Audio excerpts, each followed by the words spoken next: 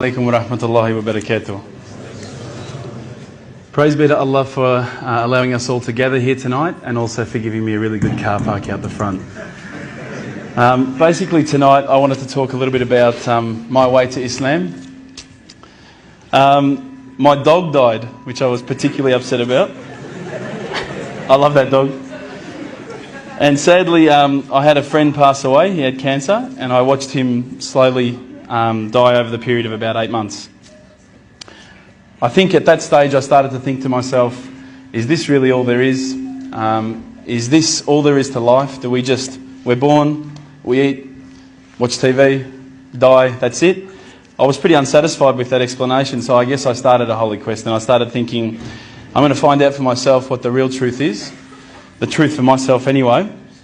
So I went and spoke to my friend, this religious Christian friend of mine, and I said, look, I've investigated all the religions and I can't find what I'm looking for. And he said to me, well, what have you investigated? And I said, oh, well, look, I've investigated Christianity, I've investigated this ism, this, that, all the isms. And he said to me, you've actually missed out one. I said, no, I don't think so. I think I pretty much covered everything.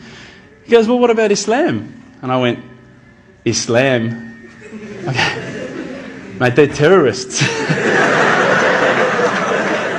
I'm not going to investigate Islam. No, they're crazy. No way, you know. But lo and behold, alhamdulillah, I found myself walking into Preston Mosque one day.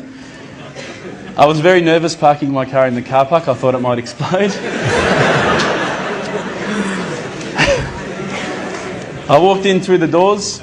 I looked around. There was hardly anyone around. I thought, good.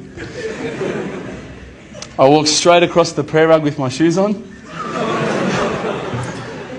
I walked straight past the brother praying. As he went into sujood, I almost stepped on his head. I had no idea, right? I walk across and I stopped. Abu Hamza came out of a door. That's the brother who just introduced us before, Samir. And I thought, this is it. I'm about to die. I was not used to this level of hospitality, I should say. I'm not sure, I don't want to offend anyone again, but as an Australian, if you offer someone a cup of tea and they say no, you go, okay. These guys wouldn't take no for an answer. Would you like a cup of tea, bro? No, thanks, bro. Are you sure? No, I'm right. Are you sure, bro? I'll go get one. No, I'm right, bro. No, I'm getting one anyway. Sure, look, I'll just get you one, right? No worries, I'll get you one. All right, man, I'll take the tea, you know? Subhanallah. But anyway, as I say, we get back to the questions I was asking the brothers. Now, what I'd found with a lot of the other churches and people that I'd spoken to, religious leaders, was that when I asked a question, they would quite often just say, your answer is this. I'd say, oh, okay, that's pretty good. When I was sitting down with the brothers from the mosque, when I would say, listen, I don't understand this, what about this? They would never just answer from their opinion. They would always pick up the Quran, they would open it up, and it would be like, they're like human indexes. They would just, bang, page 142, read this. And I would read it and I would go, wow, that's beautiful. And I would say, look, you know, where's all this part about killing people and blowing up cars? And I don't see that. Is it somewhere towards the back that I haven't read it yet? You know, I can't find it. You know, I haven't quite gotten up to that bit yet. And they said, no, we'll talk to you about what we know, and then we'll tell you what the media says. Now, but they really cared, and I could see it in their eyes that it wasn't something like, you know, if you go to a church, you need to donate, or, you know, we're looking for money from you. These guys really cared, and it intrigued me. I thought, how can they care so much about something? It blew me away. So I kept on asking questions, and it's very difficult from an outside point of view to think, okay, the scarf, or okay, the beard, or okay, the kebab, okay, the abaya, whatever. But once you start actually looking inside the religion, working as a whole unit, as in implementing every step of the way, it starts to make sense. And it started to make sense. One night, I was sitting at home. Now, I apologise to some people who may have heard this story. It's called the candle story. I was sitting at home and I thought to myself, I want to be, you know, one with myself again. I want to get closer to Allah. So I lit a candle. I opened the window. I had the blinds drawn. It was a nice night, a bit warm, you know. I thought this is about as spiritual as it gets, you know, a candle. The Quran. I'm sitting there reading, and I stopped and I thought to myself, look, this is the time. Tonight, Allah and me, we're going to have a bit of a conversation. We're going to, we're going to bond. All I need from you, Allah, is just a sign. Just a little sign. Look, nothing too major, just maybe a bolt of lightning. Bolt of lightning for you, man. Come on, you created the earth. This is just a bolt of lightning. It'll be easy.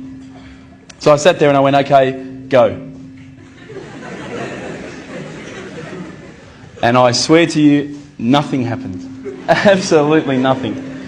I was really disappointed. I said, Allah, this is your chance. I'm here, I'm asking you. Where's my sign? So I thought, look, I'll keep reading Quran and I'll talk to the brothers. I'll say that I spoke to Allah and He didn't answer me. Didn't even get an answering machine, nothing. So I turned the Quran, turned to the next page where I'd finished off. SubhanAllah, the very next verse that I read, for those of you who ask for signs, have we not shown you enough already? Look around you at the skies, the stars, land, the oceans. These are the signs for the people of knowledge. SubhanAllah, straight away my whole world changed. I was staring at the Quran, I was just in shock. I couldn't believe that I'd been so arrogant to ask for my own specific sign when the signs had been around me all the time. There's a creator because there's a creation. So I closed the Quran, I had the best night's sleep, I got to tell you. I went straight to the mosque the next day. Alhamdulillah, Abu Hamza was there again. I said, Abu Hamza, this is what's happened to me. He said, that's it, you become a Muslim today. There's no mucking around with Abu Hamza.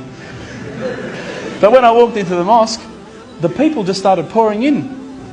And I went, SubhanAllah, look at this religion. I've been to churches where there's 20 people, 30 people, 50 people. There was about 1,000 people that night. And I thought, this is amazing. This religion is truly the religion of choice. And then I found out it was the first night of Ramadan. The good old Ramadan Muslims. But still it was nice. Started to say the words and all the fear went out of my body and out of my heart. Ashhadu an la ilaha illallah wa ashhadu an Muhammadan Rasulullah. And I felt like a shower had been turned on and my whole body had been flushed clean. And trust me, I needed to be flushed clean. I was standing up there. All the brothers started yelling out, Takbir, Allahu Akbar. I thought I'd done something wrong. So I stood back a bit and they started coming towards me and I thought, oh no. I'm pretty sure I said what he said. And they started hugging me and kissing me. Now I had never been hugged and kissed by that many men in my life.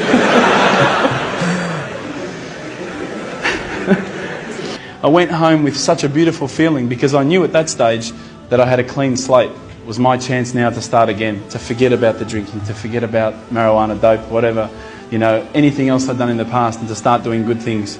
If you haven't felt the feeling that I'm talking about, I sincerely hope it happens to you at one stage in your life. I encourage you to investigate all the religions and particularly Islam. I would say that one of my favourite verses, I'll end with this verse, is a particular verse that says, let there be no compulsion in religion because the truth stands clear from error. Assalamu alaikum.